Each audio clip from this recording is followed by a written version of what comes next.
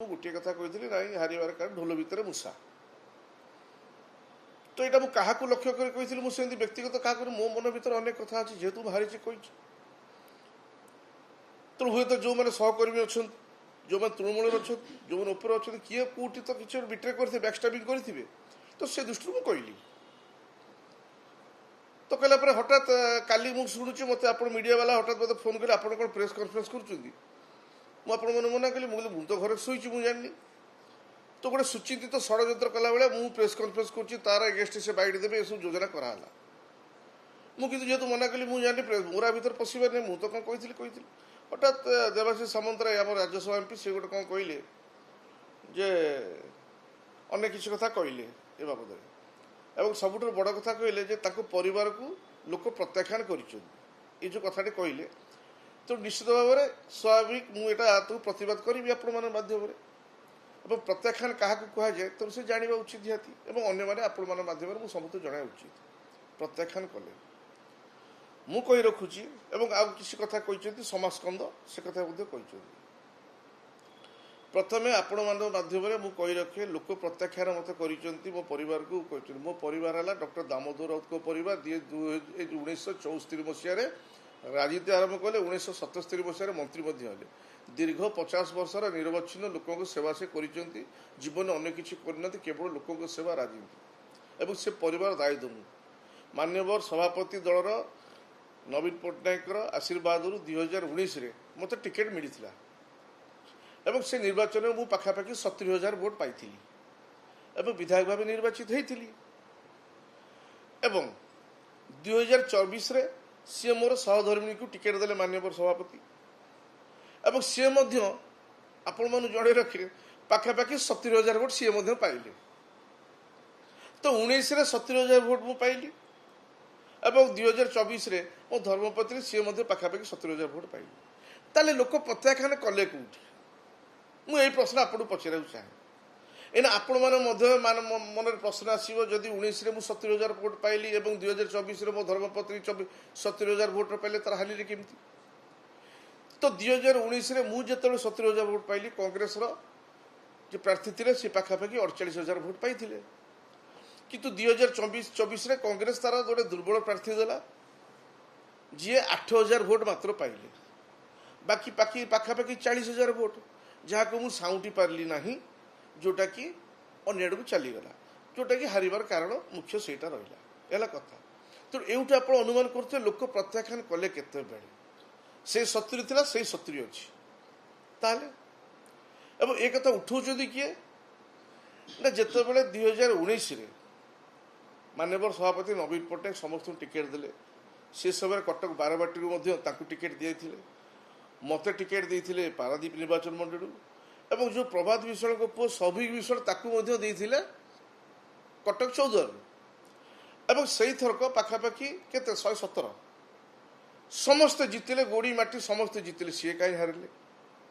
जिते कटक बारबाटीटा हूँ विजु जनता दल गड़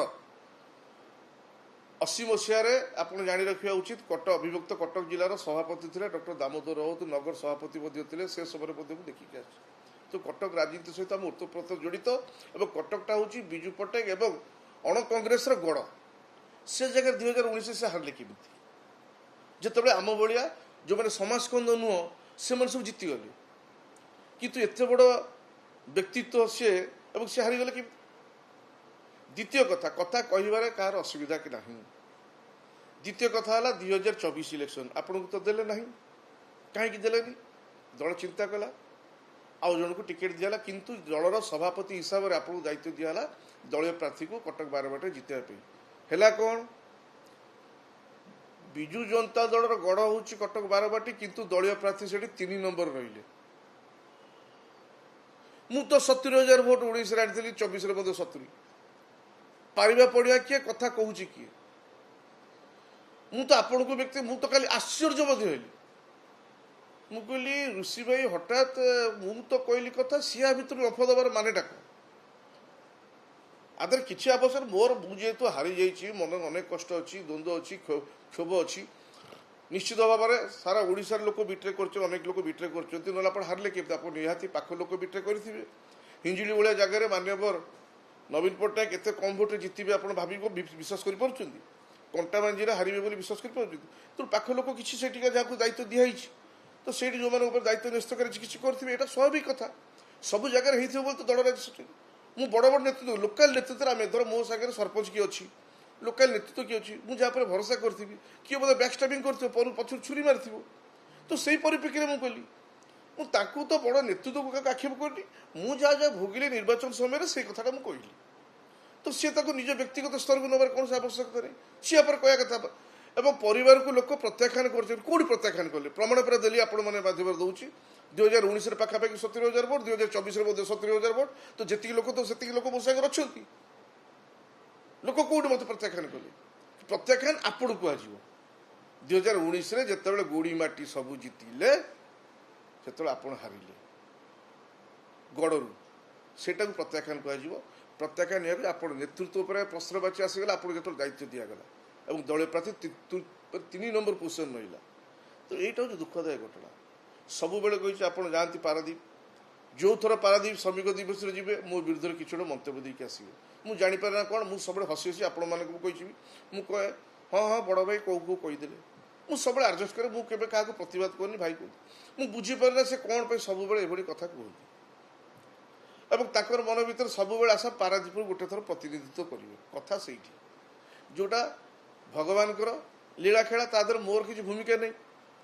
ତେଣୁ ଭଗବାନଙ୍କ ଇଚ୍ଛା, ସେ ତାକୁ ଅନ୍ୟ ଜାଗାରେ ଦିଆଯାଇଛି, ପାରାଦୀପରୁ ପ୍ରତିନିଧିତ୍ୱ କରିବା ସୁଯୋଗ ମିଳିନି। ତ ତା ରାଗ କାହିଁକି? ଜୀବନଟା ତ ବେଶୀ ଲମ୍ବା ସମୟ ନୁହଁ, ଅତି ଅଳ୍ପ ସମୟ। ତା ଭିତରେ ଏମିତି କ୍ଷୋଭ ରାଗ ଆକୁ ରଖି ଚାଲିବାର ମାନେ କିଛି ନଥାଏ। ମୁଁ ସବୁବେଳେ କହିଛି ସିଏ ମୋର ସମ୍ପର୍କୀୟ। ତେଣୁ ମୁଁ ଗୋଟେ ରାଜନୈତିକ ପରିବାର ଅଛି, ସିଏ ତାଙ୍କର ପରିବାର ଜଣେ ବିଶିଷ୍ଟ ଠିକାଦାର ପରିବାର। ସିଏ ମଧ୍ୟ ରାଜନୀତିକ ଆସିବା ପୂର୍ବରୁ ଠିକାଦାରୀ କରୁଥିଲେ, କଣ୍ଟ୍ରାକ୍ଟିଂ କରୁଥିଲେ। ମୋ ମାମୁଁ ହେବେ ତାଙ୍କ ବାପା, ମୋ ସମ୍ପର୍କୀୟ। ମୁଁ ତାକୁ ସବୁବେଳେ ବଡ଼ ଭାଇର ସମ୍ମାନ ଦିଏ। ମୁଁ ବୁଝିପାରୁନି ସେ କାହିଁ ମୋ ବିରୁଦ୍ଧରେ, ମୁଁ ତ କିଛି କହିନି। ଆଉ ଯଦି ଖୋଲିକି କହିବା ପାଇଁ ଚାହୁଁଛନ୍ତି ତାହେଲେ ମୁଁ କହୁଛି ଆଉ ଗୋଟେ କଥା, ତାଙ୍କର ଯେଉଁମାନେ ତଥାକଥିତ ତାଙ୍କ ପାଖରେ ଚାକିରି କରିଛନ୍ତି, ତାଙ୍କର ନିଜ ଲୋକ ଏଥର ଇଲେକ୍ସନରେ କଲେ କ'ଣ? ଖୋଲାଖୋଲି ମୋ ବିରୁଦ୍ଧରେ ପ୍ରଚାର କଲେ, ଖୋଲାଖୋଲି ବିଜେପି ସାଙ୍ଗେ ହାତ ମିଶାଇଲେ। ଏବଂ ଯାହାକି ମୁଁ ତାଙ୍କୁ ନିଜେ ବ୍ୟକ୍ତିଗତ ଫୋନ୍ କରି କହିଛି, ମୁଁ କହିଲି ଭାଇ ଆପଣଙ୍କର ଏଇ ଲୋକ ଏଇଆ କରୁଛନ୍ତି। ନାରେ ଏମିତି କରୁଛି, ଆଚ୍ଛା ମୁଁ ପଚାରୁଛି। ମୁଁ ନିଜେ ତାକୁ ଅବଗତ କରାଇଛି, ଭାଇ ଏମିତି ଏମିତି କରୁଛନ୍ତି, ତାକୁ ଟିକେ ଆପଣ ଆକଟ କରନ୍ତୁ। ନିଜେ କହିଛି ତାକୁ, ଆପଣମାନେ ପଚାରିବେ। ମୁଁ କ'ଣ ନଜଡ଼ିଥାନ୍ତି? ତା ସତ୍ତ୍ୱେ ମୋର ତ କିଛି କହିବାର ନାହିଁ। ମୁଁ କେଉଁ କଥା ନେଇ କହିଲି, ଆପଣ ଏଇଟା କହିବାର କୌଣସି ଆବଶ୍ୟକତା ନଥିଲା। ମୋତେ ଏଇଟା ନିହାତି ଦୁଃଖଦାୟକ ଘଟଣା। ଏବଂ ଆପଣମାନଙ୍କୁ ଆଉ ଗୋଟେ କଥା କହୁଛି ଯେ ବ୍ୟକ୍ତିଗତ ମୋ ପରିବାରକୁ ଯେହେତୁ ଆକ୍ଷେପ କରୁଛନ୍ତି, ଦାମୋଦର ରାଉତ କ'ଣ ସାରା ଓଡ଼ିଶା ଜାଣିଛି। କିଏ କହିଦେଲେ ଦାମୋଦର ରାଉତ କ'ଣ। ତାପରେ ଆଉ ଗୋଟେ ଦୁଃଖ, ଏବେ ମାତ୍ର 3 ମାସ ତଳେ ତାଙ୍କର ଦେହାନ୍ତ ହେଇଛି। ତାଙ୍କ ପରିବାରକୁ ଆପଣ ଆକ୍ଷେପ କାହିଁ କରୁଛନ୍ତି? ଏଇଟା କେବେ ଲୋକ ଗ୍ରହଣ କରିବେ? ଏବେ ମୋ ବାପାଙ୍କର ଦେହାନ୍ତ ହେଇଛି ମାତ୍ର 3 ମାସ ତଳେ, ମାର୍ଚ୍ଚରେ 21 ତାରିଖ। ଏଇଟା ଜୁଲାଇ ଆରମ୍ଭ ହେଲା। ମୁଁ କି କଷ୍ଟ ଭିତରେ ଥିବି, ବାପା ଘରେ କେତେ କଷ୍ଟ ଭିତରେ ଥିବି, ନିର୍ବାଚନ ହାରି କେତେ କଷ୍ଟ ଭିତରେ ଥିବି। ଆପଣ ଏଭଳିଆ କଥାବାର୍ତ୍ତା କରିକି ଆହୁରି କାହିଁ କଷ୍ଟ ଦେଉଛନ୍ତି?